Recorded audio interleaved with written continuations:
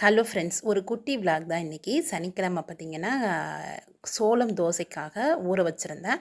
ஒரு கப்பு வந்து அரிசிக்கு ஒரு கப்பு வந்து சோளம் போட்டுட்டு, வெள்ளைச்சோளம் தான், அதில் வந்து அரை கப்பு போல் உளுந்தும் கொஞ்சமாக வந்து ஒரு 2 ஸ்பூன் அளவு வெந்தயம் போட்டுட்டு காலையிலேயே நல்லா ஊற வச்சுட்டேன். ஏன்னா நைட்டு வந்து தோசை ஊற்றலாம் அப்படின்னு சொல்லிட்டு பிளான் பண்ணி ஊற வச்சுருந்தேன். கொஞ்சமாக தான் ஊற வச்சுருந்தேன். அதனால் பார்த்திங்கன்னா மிக்சியிலேயே அரைச்சிட்டு உப்பு போட்டு கரைச்சி வச்சுட்டேன்.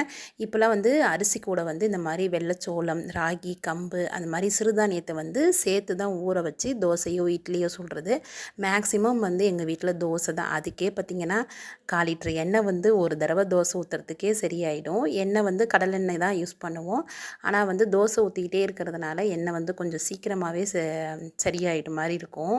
2 மணிக்குள்ளேயே வந்து அரைச்சிட்டு உப்பு போட்டு கரைச்சி வச்சதுனால வந்து நைட்டு 8 மணிக்கு தோசை ஊற்றும் போது நல்லா பொங்கி மாவு வந்து சூப்பராக இருந்துச்சு. தோசையும் பார்த்திங்கன்னா நல்லா மொறு மொறுன்னு நல்லாவே இருந்துச்சு.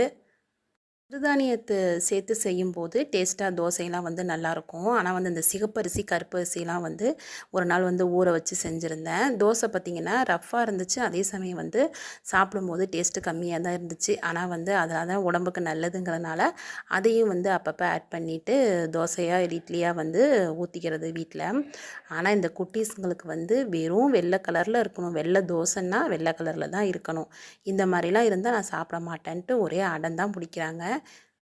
மதியம் வச்சுருந்த மோர் குழம்பு வந்து அப்படியே இருந்துச்சு. ஃப்ரிட்ஜில் வச்சு மறுநாள் சாப்பிட்றதுல வந்து எங்களுக்கு வந்து பிடிக்காது. மேக்ஸிமம் வந்து அப்படிலாம் இருக்காது வீட்டில். இதுக்கும் அதுக்கும் காம்பினேஷன் வந்து நல்லாவா இருக்கும்னு நினைக்காதீங்க, கேட்காதீங்க. வீட்லேயும் அப்படி தான் கேட்டாங்க. ஆனால் வந்து மோர் குழம்பு வீணாயிரும்னு சொல்லிவிட்டு தோசைக்கு போட்டு அதையே கொடுத்துட்டேன். என்னமோ தெரியல, சட்னி அரைக்கிறதுக்கு வந்து எனக்கு ரொம்ப அலுப்பாக இருந்துச்சு. நெக்ஸ்ட் டே சண்டே மார்னிங் வந்து வெயிட் லாஸ் பவுடர் தான் வந்து ரெடி பண்ணிகிட்டு இருந்தேன். ரொம்ப நாளாகவே நினச்சிட்டு இருந்தேங்க வெயிட் லாஸ் ட்ரிங்க் வந்து நம்மளே வீட்டில் ரெடி பண்ணி அதை எப்படி இருக்குதுன்னு சொல்லிட்டு யூஸ் பண்ணி பார்க்கணும் அப்படின்னு நினச்சிட்டு இருந்தேன். இப்போ கொஞ்சம் வெயிட் போட்ட மாதிரி இருக்குது இடையிலலாம். அதனால் வந்து அந்த பவுடர் தான் வந்து ரெடி பண்ணிகிட்டு இருந்தேன். எல்லாமே வந்து சம அளவு ஜீரகம், காஞ்ச மல்லி, அடுத்தது வந்து வெந்தயம், அதுக்கப்புறம் அதுலேயே வந்து ஒரு 4 பட்டை போல் எல்லாத்தையுமே வந்து நல்லா வறுத்துட்டு அது கூட வந்து 2 ஸ்பூன் அளவு சுக்கு பவுடரும், அதுக்கப்புறம் கொஞ்சமாக மஞ்சத்தூள், இதை மட்டும் நல்லா போட்டு ஆற வச்சுட்டேன். ஆற வச்சு மிக்ஸி ஜாரில் வந்து சேர்த்துட்டு நல்லா நைஸாக அரைச்சி ஒரு பாக்ஸில் ஸ்டோர் பண்ணி எடுத்து வச்சுட்டேன். டெய்லி சமையலுக்கு யூஸ் பண்ணுற பொருள் தான் இல்லையா, அதனால் பெருசாக வந்து சைட் எஃபெக்ட்லாம் எதுவும் இருக்காது. அதனால தான் வந்து நானும் நிறைய வீடியோலாம் பார்த்துட்டு ப்ரிப்பேர் பண்ணி பாக்ஸில் ஸ்டோர் பண்ணி வச்சுருக்கிறேன். பார்க்கலாம் எந்த அளவுக்கு ரிசல்ட் கிடைக்கிதுன்னு. நானும் வந்து இன்றைக்கி 1ஆம் தேதியிலேருந்து ஆரம்பிச்சிருக்கேன். நெக்ஸ்ட் மந்த் வந்து எவ்வளோ வெயிட் லாஸ் ஆகுதுன்னு பார்க்கலாம். கண்ணாடி ஜாரை எடுக்கும்போது தாங்க டிமார்ட்டில் வாங்கிட்டு வந்தேன். மற்ற பொருள்லாம் வந்து ஞாபகமே வந்துச்சு. சரி எல்லாத்தையுமே வந்து வாஷ் பண்ணி எடுத்து வைக்கணும்னு சொல்லிவிட்டு இது எல்லாம் வந்து பூஜை ரூமில் வந்து அபிஷேக பொருளெல்லாம் இருக்கும்.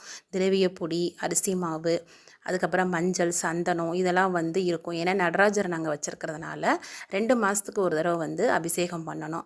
அந்த பொருளெல்லாம் வாங்கிட்டு வந்து அப்படியே வந்து கவரோடையே வச்சுருந்தோம். ரொம்ப நாளாகவே நினச்சிட்டு இருந்தேன் இந்த மாதிரி வந்து ஒரு பிளாஸ்டிக் கண்டெய்னர் பாக்ஸ் வாங்கிட்டு வந்து அதில் ஸ்டோர் பண்ணி வச்சுக்கலான்னு. மேக்ஸிமம் வந்து சாப்பிட்ற பொருளோ இல்லை சமையலுக்குள்ள பொருளெல்லாம் வந்து பிளாஸ்டிக் பாக்ஸ்லேயே வந்து ஸ்டோர் பண்ணுறதே கிடையாது. இந்த பாக்ஸுமே வந்து டிமார்ட்டில் தாங்க வாங்கிட்டு வந்தது. இது வந்து இந்த மளிகை பொருள்லாம் மீதி இருந்துச்சுன்னா பாக்ஸில் கொட்டினது போக மீதி இருக்கும் இல்லையா, அது வந்து அப்படியே வச்சுருந்தா நல்லாவே இல்லை. அதனால் இது ஒரு பாக்ஸ் வாங்கி அதுக்குள்ளே போட்டு வச்சிடலான்னு வாங்கிட்டு வந்தது. இதோட ப்ரைஸ் வந்து 170 ருபீஸ் தான். நல்லா ஸ்பேசியஸாக நல்லா தான் இருக்குது. மீதி எல்லா பொருளுமே வந்து ஒவ்வொரு கண்ணாடி ஜாரில் தான் வந்து கொட்டி வச்சுக்குவேன். இது எல்லாமே வந்து டிமார்ட்டில் வாங்கினதான். இந்த பெரிய கண்ணாடி ஜார் வந்து 100 ருபீஸு. எப்போதுமே நாங்கள் வந்து ஃபுல்லாக வந்து ஒரே டைம்லேயே வாங்குறதில்ல. இது வந்து ஒரு 4, 5 தடவை போகும்போது ஒரு 3, 3 பாக்ஸாக வாங்கிட்டு வந்து அதை அப்பப்போ ஸ்டோர் பண்ணி வச்சுக்கிறது. இந்த மாதிரி ஒரு டிசைனில் வந்து ஒரு 3 பாக்ஸ் வாங்கிட்டு வந்தேன். அது வந்து குவாலிட்டி வந்து நல்லாவே இருக்குது.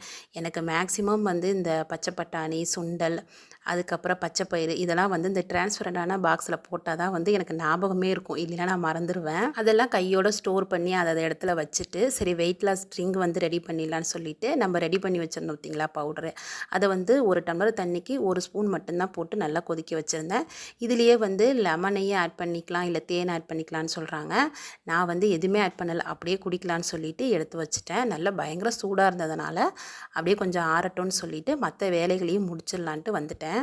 விநாயகர் சதுர்த்திக்காக பச்சரிசி மாவு வந்து கொழுக்கட்டை மாவு ரெடி பண்ணிடலான்னு சொல்லிட்டு அதை தான் வந்து பச்சரிசி இருந்துச்சு வீட்டில். இது வந்து ரேஷன் கடையில் வாங்கின பச்சரிசி தான். அரிசி வந்து எல்லாமே நல்லா தான் இருக்குது. நல்லா க்ளீன் பண்ணிவிட்டு நல்லா வெயில் ஸ்டார்ட் ஆகும்போதே வந்து துணியில் காய வச்சுட்டேன் மாடியில். நான் காய வைக்கும்போது ஒரு 11 மணி ஆயிடுச்சு. இருந்தாலும் வந்து 2 நாள் வெயிலில் போட்டலான்னு சொல்லிட்டு மாடியில் போய் நல்லா காய வச்சுட்டு மிஷினில் கொடுத்து இந்த மாவை அரைச்சி வச்சுக்கிட்டாலே போதும். புட்டு, இடியாப்பம், கொழுக்கட்டை இந்த மாதிரி எது வேணாலும் செய்யலாங்க. நல்லாவே இருக்கும். வெயிட் லாஸ் ட்ரிங்க் வந்து காலையில் வெறும் வயிற்றுலேயே குடிக்க சொல்கிறாங்க. நான் வந்து இன்றைக்கி ஃபஸ்ட்டு டேங்கிறதுனால ஒரு 11 மணிக்கு மேலே தான் குடித்தேன். பார்க்கலாம் எந்த அளவுக்கு வெயிட் லாஸ் ஆகுதுன்னு. நாளைக்கு ஆஸ் யூஷுவல் மினி விலாகில் பார்க்கலாம்.